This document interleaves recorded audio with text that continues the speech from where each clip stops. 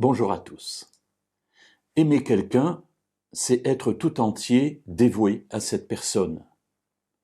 Et rien n'est plus frustrant que de s'apercevoir que finalement l'amour que quelqu'un nous a porté était fin, était partagé.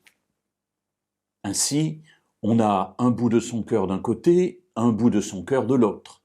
Et ça, évidemment, ça n'est pas viable, ça n'est pas possible. En tout cas, ça n'est pas ainsi que moi, je considère l'amour pour une personne. La Bible nous encourage à avoir aussi un cœur tout entier tourné vers Dieu. Effectivement, on ne peut être en train d'aimer une idole et en même temps prétendre aimer Dieu.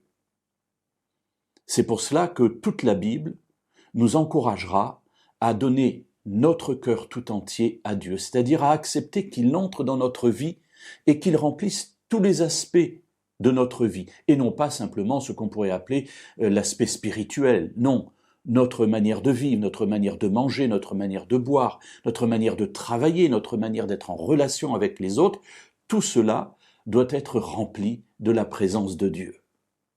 Et Dieu, justement, va faire des promesses à ceux qui sont tout entiers dévoués à lui, qui lui sont tout entiers dévoués. Dans le deuxième livre des Chroniques, au chapitre 16 et au verset 9, en tout cas la première moitié du verset 9, il est écrit « Car l'Éternel parcourt du regard toute la terre pour que s'affermissent ceux dont le cœur est tout entier à lui. » Alors voilà ce que Dieu fait. Il a le regard qui parcourt toute la terre pour voir les personnes qui ont le cœur tout entier à lui. Et ces personnes, il va les affermir d'une manière toute particulière. Effectivement, clocher des deux pieds n'est jamais une bonne solution quand on doit faire des choix. Et choisir celui qui sera avec nous dans toutes les situations de notre vie est quelque chose d'important, quelque chose de primordial, et toute la Bible nous dit que de choisir Dieu, c'est le meilleur choix que nous faisons.